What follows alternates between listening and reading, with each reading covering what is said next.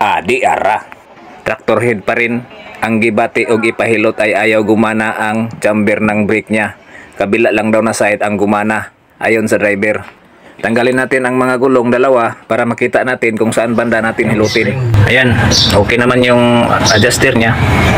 Kaso, yung spring, yun o, maluwang na. Palitan lang natin ito ng return spring niya. Dapat nakadikit. Yan, dapat ganyan. Sige, hilasid, anasid. Sana itong slot adjuster. Oh. Yan, sige. Balik. Oh, dapat malayo, diba? Dapat nakaganyan. Sige. Oh, ganyan dapat siya. Oh. Okay. Palitan natin ang return spring. Ayan yung bago at ang luma. Kita nyo ang kaibahan. Taas-taas yung kamay, no? Inat naman, no? Ito yung bago, ito yung luma. Dapat palitan muna natin. Pagkatapos nating napalitan, paandar na tayo. Titingnan natin kung magana na ba. Okay! Wala. Ayan, kita nyo na wala pa rin. I-try lang muna nating adjustin sa adjuster gamit ang 19 na kombinasyon. Okay. So, hindi naka-open yung pinaka-adjuster niya. Dapat nakabuka ka to. Ayan, di pa rin gumana ang chamber. Ayun guys, nagpapabricate tayo ng malaki-laki.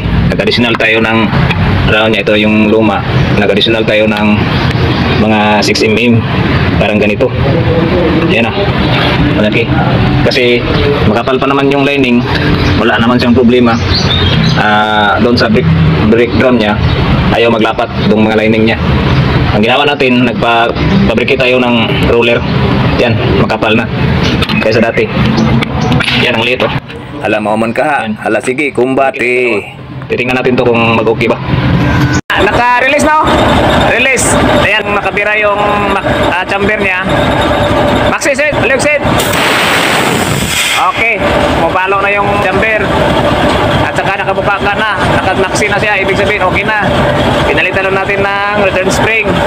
At dalawang roller ng brake shoe. Release it, release. Okay. Diretso na tayo, kabit na natin ang brake drum at lock ng bearing. I-adjust pa natin ang pinahawad ng adjuster ng brake para kapit na kapit talaga. Naka-release siya. Nadikit dito sa banda sa chamber niya. Ibig sabihin naka-release. Okay, ikot boy. Okay, ikot. Access, send. Ayan. Okay, ikot boy.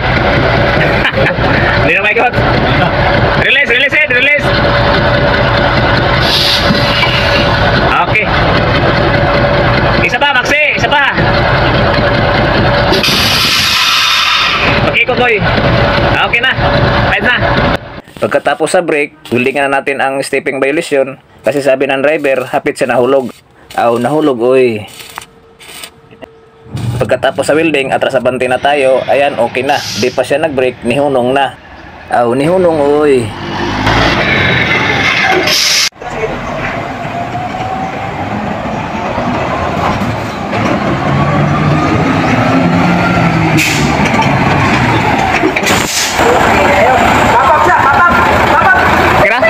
Ayan, nagpapap na. Okay na. Kumbati.